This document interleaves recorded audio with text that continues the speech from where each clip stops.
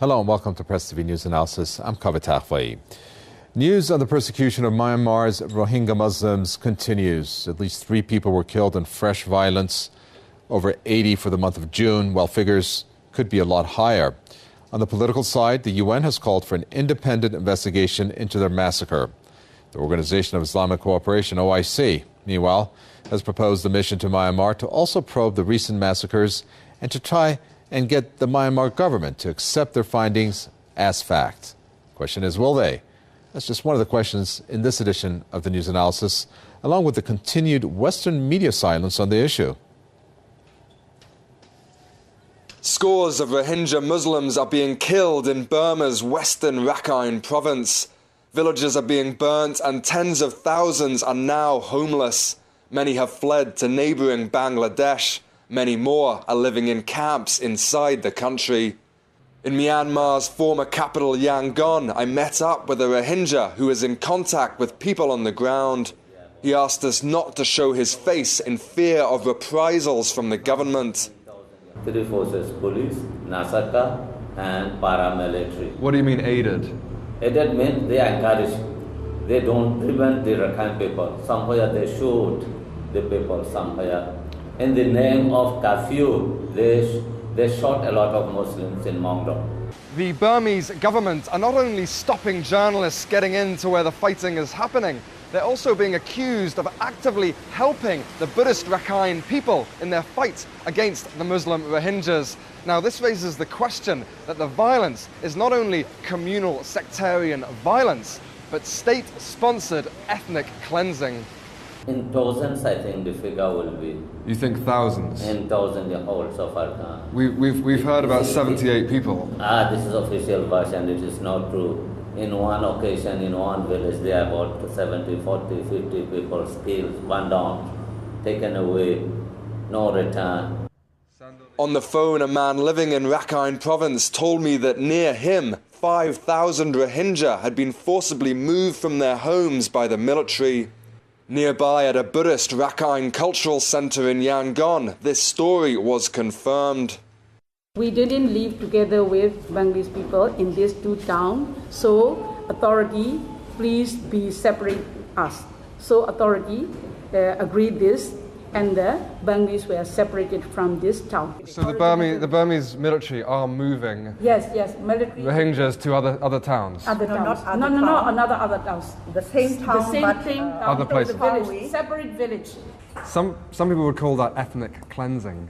no. Ethnic are us. No, not them. They are not. We are ethnic ethnics. people. Real ethnic people are. We are. But surely they're ethnic. No Rohingyas. They are not our national. Ethnics. No, our ethnic groups. The Rohingya Muslims, already stateless, are now being forced from their homes in their tens of thousands. The death toll is as yet impossible to verify. Let's try to get some answers on this issue. A Press TV correspondent, David Matthews, joins us on the phone from Rakhine. We have Islamic Human Rights Commission, Raza Kazim, who joins us from London. We have Director of the Center for Muslims Affairs, Jahangir Mohammad, who joins us from Manchester. And finally, political analyst Ishtiaq Ahmad, who joins us from Islamabad. Well, gentlemen, welcome. David Matthews, pretty alarming what's going on. Paint us the picture. Also, your thoughts in that report that said it's a communal, sectarian, government-backed ethnic cleansing. Yeah, well, I've flown into the conflict area now in Rakhine province and in the one of the major towns, Sitwe, at the moment. And I've seen some of the burnt-out villages for myself. And it's pretty scary when you get here, when you realize the scale of the problem. Driving through Sitwe town, you see some of the areas over a square kilometre of land, a whole neighbourhood which has been completely flattened. There used to be buildings there, now there's not. It's flat land patrolled by the army. And these little pockets, these areas, are all right across the town. I was shown a couple of areas today which I was told are mainly Muslims living there, and some Rakhine people. I've shown one mosque as well, which was burnt down.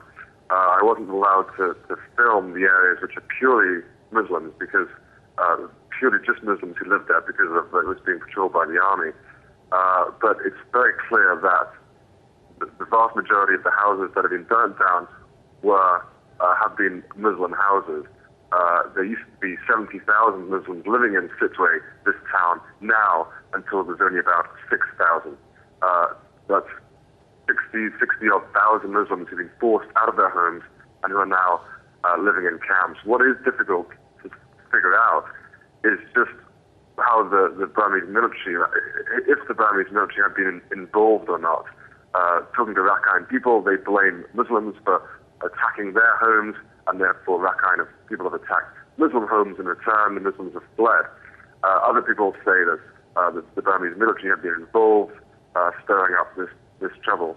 So that's what's difficult to know. We know that Muslim homes have mainly been targeted. We know that tens of thousands of Muslims have left their homes and are now homeless.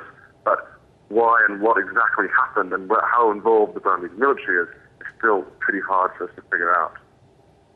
Okay, we're going to leave it there. Thank you very much, David Matthews. Raza Kazim, let's expand a little bit further about what is going on so there is no doubt of the evidence of what is happening. And I'm going to quote you. I put the butt of my gun here at the right side of my waist and shot down many Muslims while keeping my left hand on magazines so that I could quickly fill up my bullets. There were so many dead bodies that we had to call in a bulldozer to make a mass grave. That's confession of an ethnic Rakhine soldier that he and his comrades killed 300 Rohingyas in one village. Your reaction? It's shocking. And I think there is no doubt that we're talking about a genocidal act that is taking place in Myanmar. While we can talk about the climate that's been created, while we can talk about the kind of issues that have actually been, the statement that you've just read out, the report that's just been heard, we know that the climate politically had been created by the Buddhist monks in collaboration with Aung San Suu Kyi and the Burmese military, who, these two were supposedly fighting beforehand, where they are saying that these Rohingya Muslims are not part of Burma or part of Myanmar, and it is something that is completely separate. And I think we need to recognize that in terms of what it is, we've got to call it what it is. It is a genocidal act that's been committed, and the West has remained silent on this particular issue.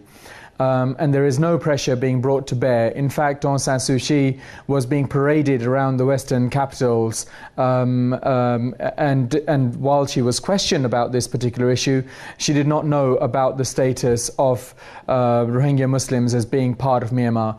And we need to remember that these are the steps that are taken where a climate is created for ethnic cleansing and for genocidal acts to actually take place, where you are declaring the people who have lived in that country for hundreds of years as not being inhabitants of that country any longer, and you're calling into question their citizenship in that particular place. And I think we need to remember that this is something that needs to be recognized by the whole of the international community. We cannot wait for international governments to act. Civil society needs to act. We've had the situation where we're part of a universal justice network at the Islamic Human Rights Commission, and we had one of our aid ships actually going in to Burma to provide aid, and it was confiscated by the military. And the comments that were made were that they were going to distribute the aid. Now, we need to recognize that this is not very different from what the Israelis have done with respect of Gaza. And the situation in Myanmar is very different. We don't have the culture of resistance and the opportunities of resistance like we have in Palestine. And it is something that is very problematic in terms of what's happening, and hardly any comment and so on is being made in the Western governments with regards to this. Right, you just outlined the rest of the questions that I'm going to ask, so we're going to have our other guests get engaged in all those important topics, and I thank you for that. But just to understand what is going on the ground there, Ishtiaq Ahmad, it's one thing for them to be considered, these Rohingya Muslims, as they have been called illegal immigrants. But based on reports, it seems like there's real hatred for them by both the government and its people. We saw that in that report. And it's gone to the extreme point of rape, of slaughter, of beheading. Is this something that the people living in Myanmar have been taught to basically nourish against the Rohingya Muslims? Well, this is not the first time that acts of violence are taking place against Rohingya Muslims in Myanmar, formerly Burma. I think this problem has colonial roots, that some years before Burma became independent in 1948, this region was autonomous where Rohingya Muslims reside, and it was made part of the Burmese state by the British. And then for a couple of decades until 1962, when the military took over, there were, situation was relatively better for the minorities and everything was all right. And then the military took over in 1962, and it was at that time that nearly 25,000 Rohingya Muslims were massacred. And then this process has continued in the last nearly 40 years of military rule in Myanmar. What has happened in recent times, there could be a couple of explanations. One, that there is a march towards relative freedom and democracy in Myanmar, and whenever a suppressive system starts to reform towards greater freedom and democracy, as we saw in Yugoslavia in the early 1990s, you can see the minorities become the first prey of such a change. Why? And because there are domineering trends which are long rooted in the colonial and post-colonial history, and in this case there is this Buddhist extremists in collusion with the military junta are massacring a minority which happen to be Muslims. And the current situation and its factual status can be described simply that a process of ethnic cleansing is currently taking place in Myanmar. Right. So let me bring in our guest, Jahangir Mohammed, along the lines of what our guest Ishtiaq Ahmad said. You have the United States and the whole world embracing Myanmar right now. Before we get into the details of that, first of all, on the silence issue, why has the U.S. denied allegations that the Rohingya Muslims are victims of ethnic cleansing? Well, I think we need to recognize that there's a long history of ethnic cleansing that's been going on in Myanmar, and this is not the first time. I remember in the 90s campaigning for the Burmese Muslims, the Rohingya Muslims, and that the state actually has a policy of non-recognition of its citizens and ethnic cleansing. For example, they are not recognized officially as citizens of the state. They are restricted to having 2 children. They're not allowed to own property or land in Myanmar, and they basically are seen as aliens, not belonging to that society. And there's been a policy known as Burmization to cleanse and purify Burma and create a pure Buddhist state, which has existed for a long time. And the West really has not been concerned about that. It has a somewhat romantic view of a narrative about the Burmese state, which is based on the idea that Buddhism is a peaceful religion, which no doubt its teachings are, but that doesn't mean that all Buddhists are peaceful. And we see here in the Burmese state an extremist and a fascist tendency amongst the Burmese population to eliminate eliminate the Muslims from the state, and the West has really seen the oppression and human rights abuses in Burma mainly emanating from political repression and the military junta, and it's not been prepared to recognize the reality, which is that the great overwhelming majority of abuses of human rights, and as Raza said, even genocidal acts, have been taking place against the Rohingya Muslims, and that's what should be of concern to the West. But also currently, with the political changes that have taken place, the West is more concerned to secure trade deals and inroads into the economy. Burma is a very rich country, has a lot of resources, and to sign deals for military and arms equipment. So they're not that concerned at the moment to highlight the abuses and even to recognise the genocide that's taking place against Rohingya Muslims. Had this been Darfur or Rwanda, I'm pretty sure that the United States and the United Nations would have been taking action and declaring it a genocide and doing something about it. But it happens to be the case that the victims here are Rohingya Muslims, and the perpetrators of violence are Buddhists, and as I've said before, violence and political violence in particular is almost seen exclusively as a Muslim act, and not seen as something that other religions and communities can engage in. Raza Kazim, I think our guests there actually hit it right on the nail there with that explanation.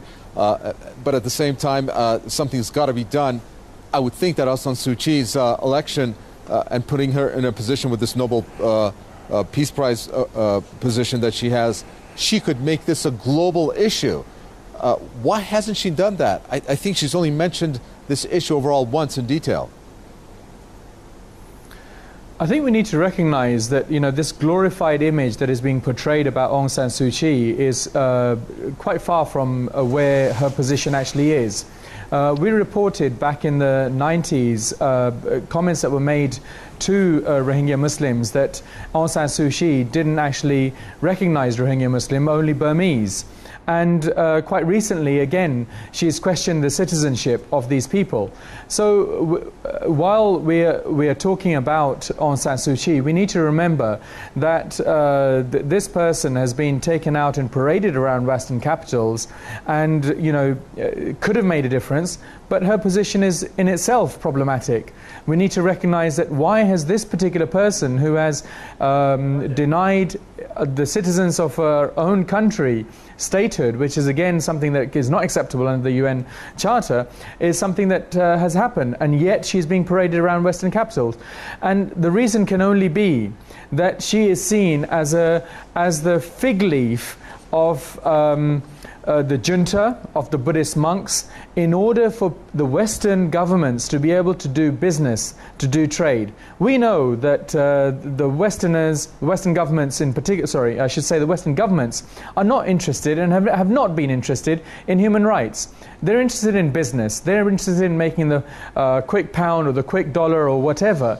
They're not interested in human rights. And at the altar of the pound and the dollar, these Rohingya Muslims are sacrifices that can well be made without a problem. But obviously, with the military junta being in power, it wasn't actually possible for the Western governments to be able to carry this out. There must have been some kind of a deal done behind the scenes where Aung San Suu Kyi has been brought to such prominence so quickly and paraded around the Western capitals in order to be able to lift the sanctions. Now, why is it that this has been allowed to happen? Why is it that this Nobel Peace Prize has been given to her, and yet this genocidal acts that is unfolding in her own backyard is not being talked about. And we need to recognize, when we talk about deep-seated colonial roots, we need to recognize that this person should not be held up as an example. This person is someone who has made these comments about people in her own country, and we need to recognize that this is something that is the process and creating the climate, creating the fig leaf where abuses can take place, where genocidal acts can take place. We can talk about numbers. We will not necessarily know everything that's happened. It's not possible for a reporter to know what's happened. These things come out in years.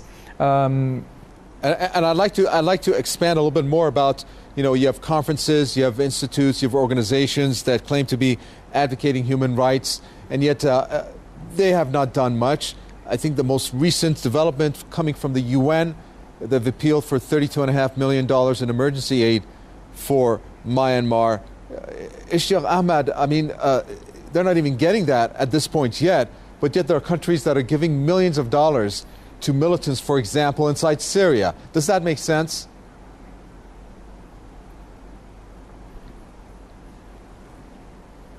Ishaq Ahmad? Well, there is a basic contradiction.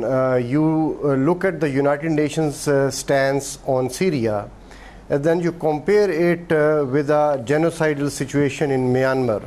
So you will see a huge paradox in the two positions. There is only a declaratory sort of a position that the UN has taken, although international human rights organizations, including Amnesty International and Human Rights Watch, have released reports and have taken a solid stand on that. But when you see the approaches being pursued by the Western governments, including particularly the United States, they are completely indifferent. So as long as influential members within the international community or the Organization of the United Nations are indifferent towards this issue, and the guest before me already explained the reason why this indifference is, and I really share this his opinion that perhaps this year or last year a grand bargain has taken place in which Myanmar's military junta agreed to provide freedom to Aung San Suu Kyi, and in return the Western governments changed their approaches towards Myanmar for the sake of simply commercial interests. Right. And that is and the since grand we're quickly bargain. running out of time, I do apologize. Jahangir Mohammed, I'm stuck on this word indifference because it shows indifference towards a human life. We've seen what these assassination drone attacks have done in Pakistan, and there's a deduction that's being made here, given the US's double standard of showing perhaps this hostility, maybe even beyond the U.S., other countries of the world, to Islam and Muslims. Is that the case? Yes, I think obviously Western policy is based around its self-interest rather than purely on the notion of human rights. I mean, estimates are 20 to 25,000 Rohingya Muslims have been killed since June. If that had happened anywhere else, possibly that would have gained attention. But it depends on who's in favour at the time, and what we see is the West very reluctant to highlight the crimes being committed in Myanmar because of this romantic view of the Buddhist state, but also of Aung San Suu Kyi, and also the fact that, as the guests have said, some deal may well have been done around trade. But what needs to happen really is, there's been a long-standing campaign and by the military and the state in Burma, which amounts to genocide. There are plenty of Muslim nations who sit at the United Nations. They need to start to move charges of genocide against the leaders of the Burmese state. I'm sorry. Unfortunately, we're fresh out of time. I do apologize. It's a fascinating discussion. Thank you very much, our guest, David Matthews, our press TV correspondent who talked earlier. Also had Raza Kazim from the Islamic Human Rights Commission from London. You were just listening to Jahangir Mohammad, Director of Centre for Muslims Affairs from Manchester, and of course Sheikh Ahmad, political analyst from Islamabad. And thank you for watching another edition of the Press TV News Analysis. From me, Kaveh Tafway, and the entire team, it's goodbye.